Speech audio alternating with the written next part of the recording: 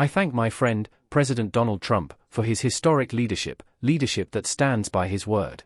I spoke with him again this morning, and I am pleased about the close cooperation between us, cooperation that has brought the United States and Israel together as never before. A peace agreement is a peace agreement in war, and this war is leading to peace, real peace.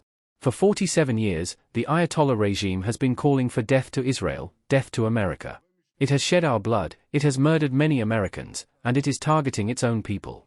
Today, everyone understands that this murderous terrorist regime must not arm itself with nuclear weapons that will allow it to threaten our existence and allow it to threaten the peace of all humanity. We have gone into battle to fundamentally change this situation, to put an end to the threat. We went to war to change this situation from the ground up, to put an end to this threat. On the second day of the War of Revival, I promised you that we would change the face of the Middle East. We did this in the streets of Tel Aviv, and we are doing it now in Tehran, in Operation Mount Sinai. This morning, in a powerful surprise attack, we destroyed the compound of the dictator Khamenei in the heart of Tehran. For 3.5 decades, this cruel dictator who terrorized the world with the scorn of his people, and who worked tirelessly, without a care, on the plan to flatten Israel. This plan is gone, and there are many signs that this dictator is gone too. This morning, we struck senior figures of the Ayatollah regime, commanders in the Revolutionary Guards, senior officials in the nuclear program, and we will continue. In the coming days, we will eliminate thousands of targets belonging to this terrorist regime. We will create the conditions for the brave Iranian people to free themselves from the shackles of this corrupt rule. So again I call on you, citizens of Iran, do not miss this opportunity. This is a once-in-a-generation opportunity. Do not sit idly by, because soon your moment will come, the moment when you will be called upon to pour into the streets in your multitudes, to go out and complete the mission of toppling the regime that is ruining your lives. Your suffering and your struggle will not be in vain. The help you prayed for, that help has arrived. And now the time has come for you to unite for a historic mission. Citizens of Iran, Persians, Kurds, Azeris, Avazis and Baluchis, this is your time to join forces, to wipe out the regime and to secure your future. Dear citizens of Israel, throughout the entire War of Revival I have drawn great strength from your steadfastness. You did not surrender to fear and intimidation.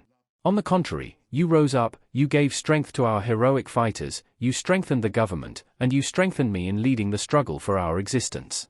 This is exactly how a people that chooses life behaves, a people of valor.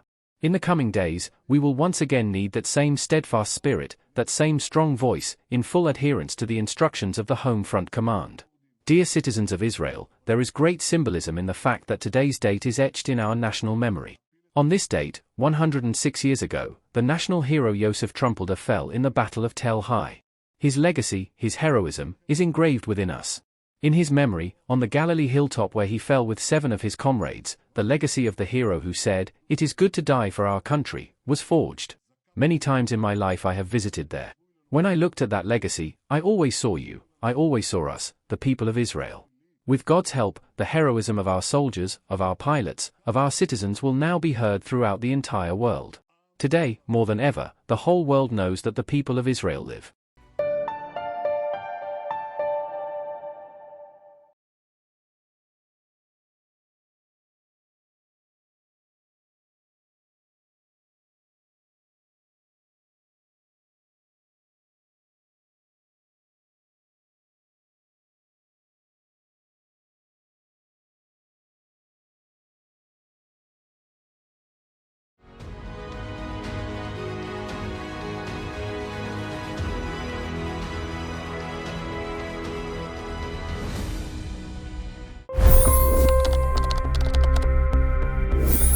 $25 crore गरीब गरीबी को परास्त करके बाहर निकले।